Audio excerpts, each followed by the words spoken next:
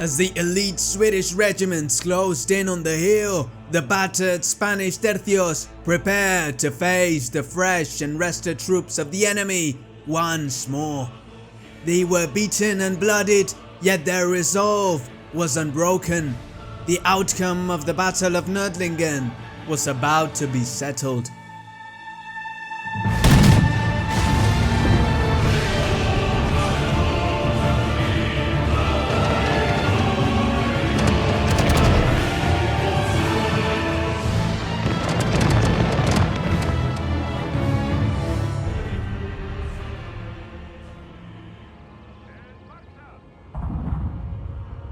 (1634) in southern Germany. In the heat of the 30 Years' War, a Catholic army under Ferdinand III of Habsburg laid siege to the Protestant city of Nördlingen.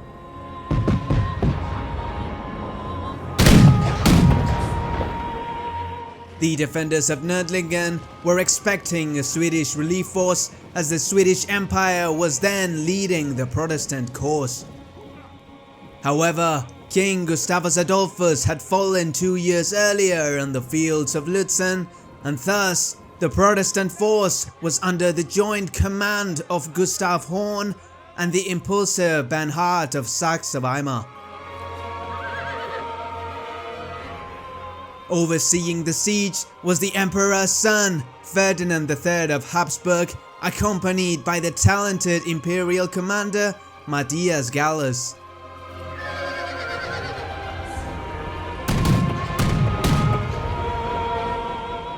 The Imperial army had just received Spanish reinforcements, namely the host of the Cardinal Infante Don Fernando de Austria, brother of the King of Spain. With the Marqués de Leganés as second in command, the Cardinal Infante led 2 Spanish Tercios, 4 Neapolitan, 3 Lombard, and 2 German regiments amounting to some 22,000 infantry and 13,000 cavalry in total. As for the Swedish relief force, Gustav Horn had pulled together a force of 18,000 infantry and 9,300 cavalry.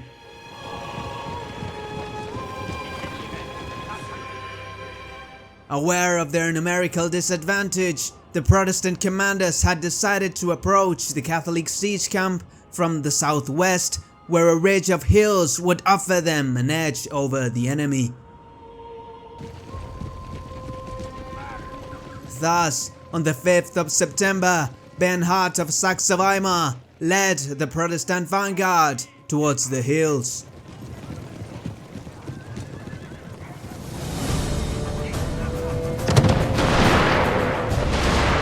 A Catholic patrol of about 500 cavalrymen fortuitously encountered the Protestant column, and while a small detachment was sent back to alert the 2 Ferdinands, the bulk of the Imperial riders launched a suicide charge against the unsuspecting Protestants. The sacrifice of the mounted scouts gifted the Catholic leadership valuable time. By the time the horsemen were scattered, the 2 Ferdinands were already aware of Horn and Bernhardt's plan, and Catholic vanguards had already secured the key hills the Protestants aimed to occupy. Bernhart of Saxe-Weimar charged towards the first hill to his left with the bulk of his cavalry.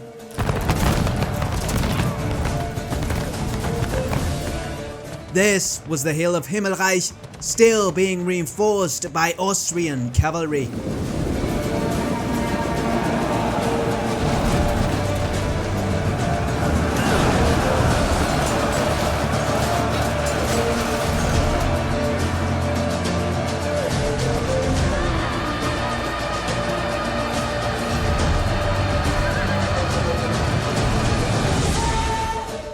Little by little, the Saxon riders gained control of the hill, and Bernhart began shifting right to take the rest of the ridge.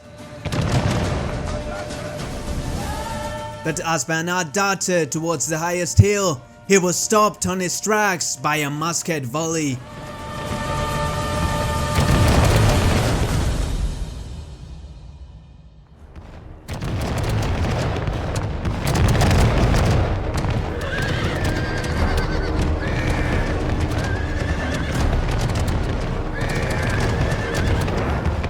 A regiment of Spanish musketeers under the valiant Sergeant Francisco de Escobar stood in his way, raining lead on the Saxon cavalry.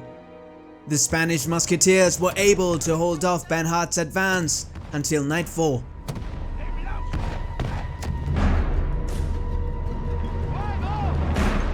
Determined to overcome Escobar's regiment, the Protestants set up no less than 10 artillery pieces to bomb the musketeers. As for Escobar, he had received infantry reinforcements from the Cardinal Infante, who ordered him to hold his position to the death. On the wooded hill of Hesselberg, a massacre broke out.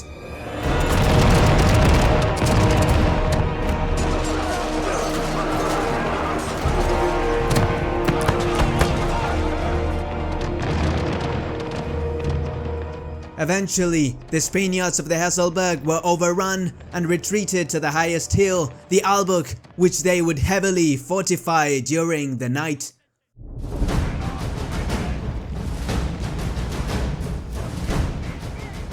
The fighting on the 5th of September had ended, and both armies deployed their forces in the early hours of the 6th.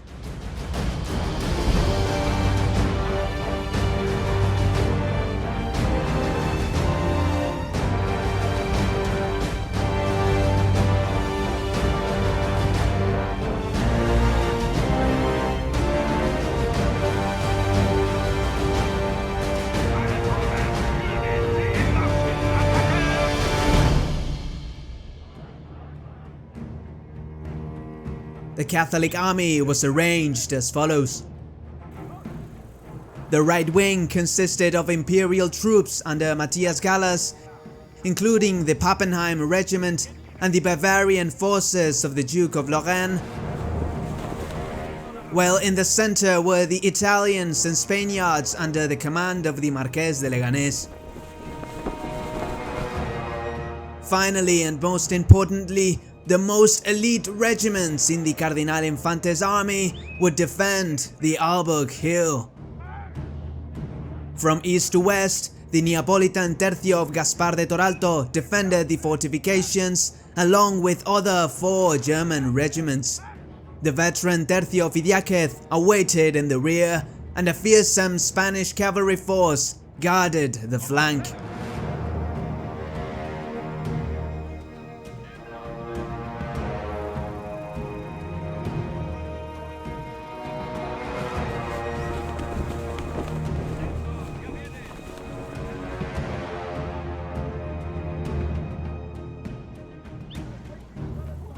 Downhill, the Protestants arranged their respective battle order. Horn's formidable Swedish troops comprised the right wing at the foot of the Albuch, ready to assault the hill, supported by the Scottish regiment and fearsome cavalry detachments. Bernhart's Saxons comprised the left wing, holding the ridge captured the previous evening. Both forces were now set and ready for battle, and as the sun lit the field on the 6th of September of 1634, cannon sounded off. The Battle of Nördlingen had begun.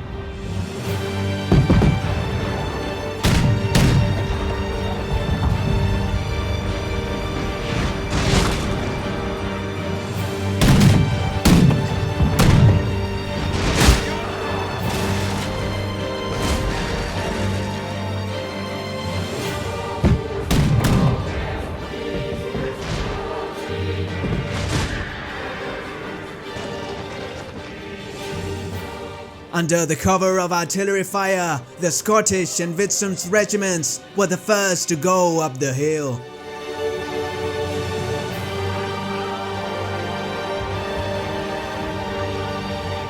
Their advance was met with a Spanish cannonade.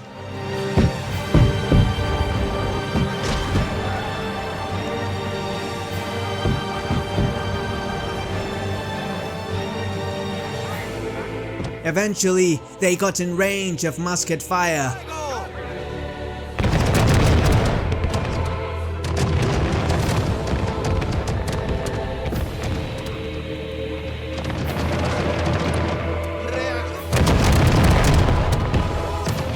As the infantry engaged in a musket duel, Gustav supported the advance with a flanking cavalry force.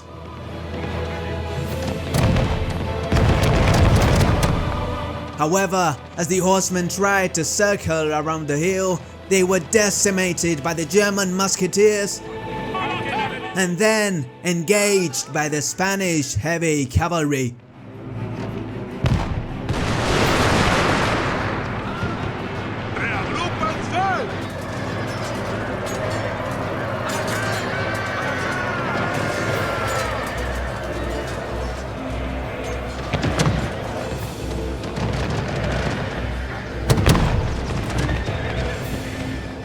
After a brief clash, the Swedish riders withdrew before the infantry they were meant to cover even reached the hill.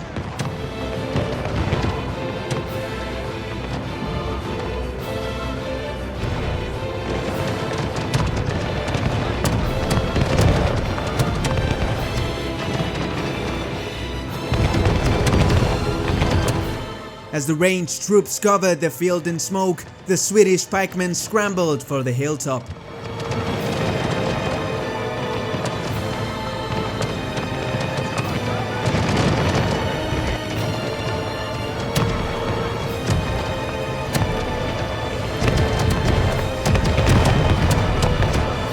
In the melee that followed, the well-organized Swedes expelled the German regiments from the fortifications, who fell back to safety.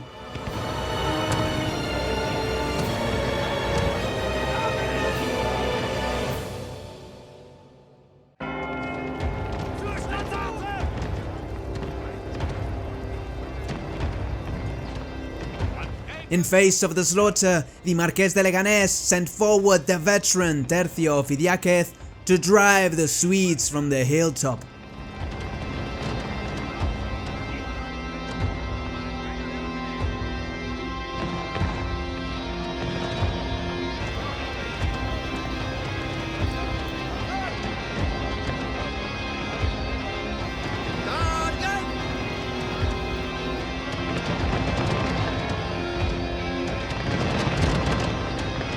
A couple of devastating volleys were interchanged.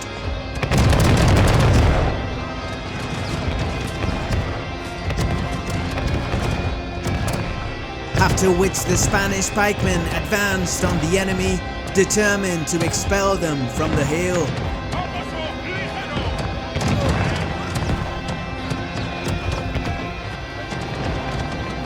After a short battle, the Tercio de Idiáquez drove the Swedish regiments out of the hill.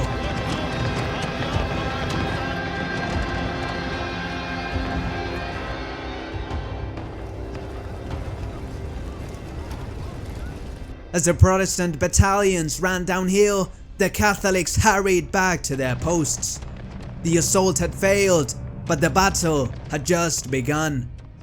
While the Marqués de Leganés sent 2 musket companies to reinforce the Albuch, the Protestants prepared another attack, this time from the nearby Hesselberg hill. Attacked from the right, it was time for the men of the Italian Tercio of Toralto to enter the fight.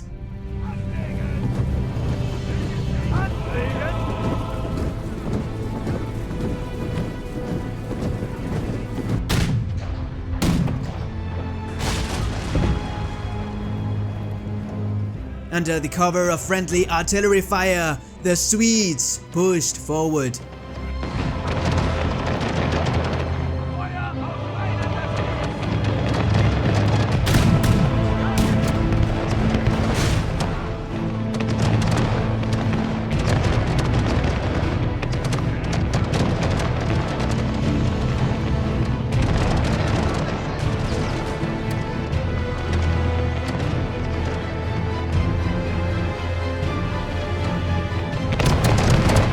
The musket duel soon gave way to the blocks of pikemen,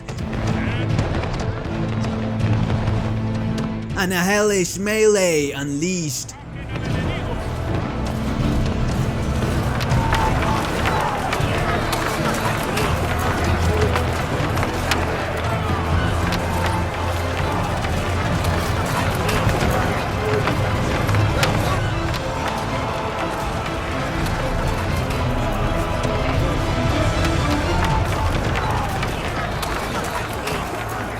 The Italians stoically withstood the attack, and the enemy soon stalled and began pulling back, while the Spanish were reinforced by the fresh troops from the army of the Cardinal Infante.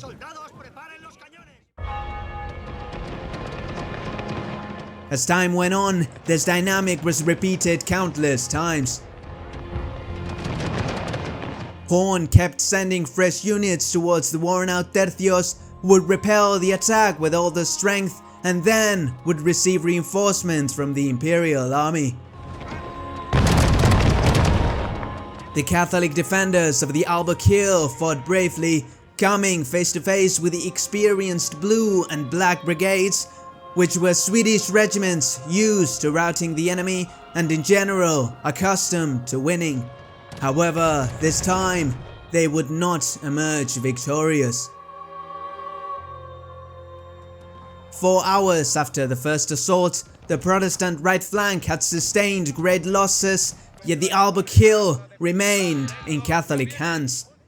It's worth noting that elsewhere on the battlefield, only artillery fire had been exchanged. Since the original plan of the Protestants was to secure the entire wooded ridge before launching a full-scale offensive. However, it was now clear that as long as the Albuquerque was being reinforced, the position was unattainable for the Swedish. So when Horn requested reinforcements from Bernhart, the Saxons sent 2 regiments, including the famed Swedish Yellow Brigade, while preparing a general cavalry offensive on the left flank.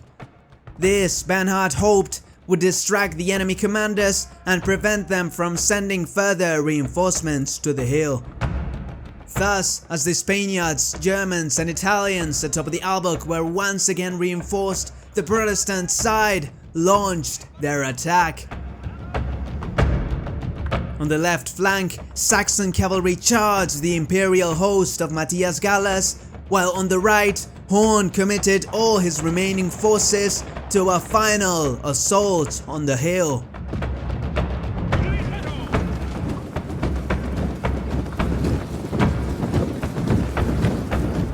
The proud Yellow Brigade marched uphill, fearlessly withstanding the shots of the enemy.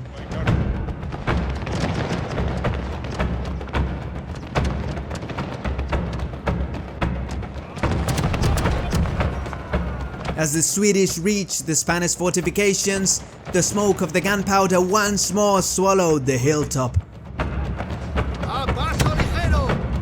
Overrun by the Yellow Brigade, the musketeers fell back behind the cover of the Tercio Fidiáquez, who marched towards the assaulting Swedes. And thus, as the 2 most experienced units in each army joined the battle, the most critical pike clash of the entire day would take place.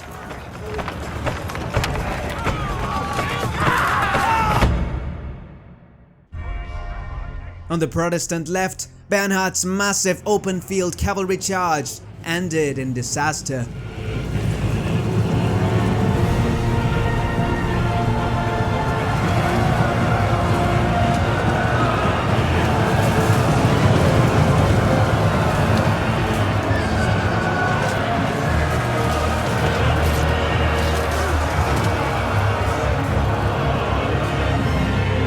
The Protestant riders fell like flies and retreated in disorder, pursued by the fresh and intact Imperial cavalry.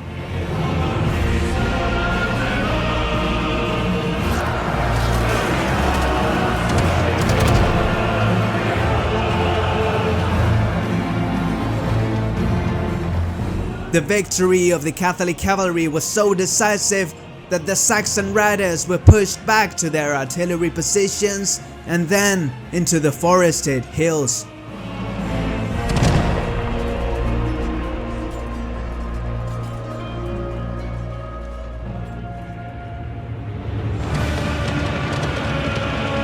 At the Albuquerque, muskets gave way to pikes.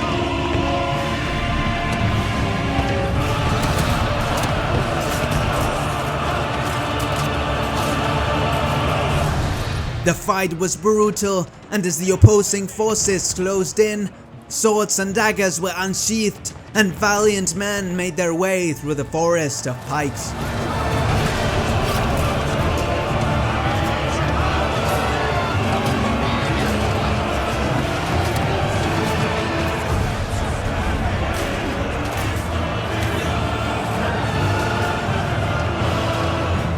When Gustav was informed of Bernhardt's defeat at the left flank, he played his last card.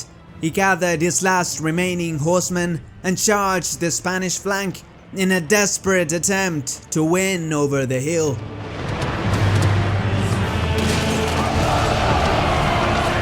However, he was met with a devastating countercharge by the Spanish cuirassiers, and after a brief melee, the Swedish cavalry completely disbanded. Demoralized by the high casualties and with their advance stalled, the Swedish regiments assaulting the Albuch fell back, and soon after, the Tercios guarding the position counterattacked, advancing downhill into the disorganized infantry. The battle was most definitely lost for the Protestants. The Catholic army had won the Battle of Nördlingen, and as a result, their forces occupied much of Protestant Germany. This victory prompted the signing of the 1635 Peace of Prague, marking the capitulation of most Protestant states in Europe. Beyond the political consequences, the victory at Nördlingen once again demonstrated the tactical value of the Spanish Tercios and the bravery of the man serving in them. Little more proof is needed than the words of a Swedish colonel himself. Never had we faced infantry soldiers like the Spaniards. They do not break, they do not despair, they are a rock and patiently endure until they can defeat you.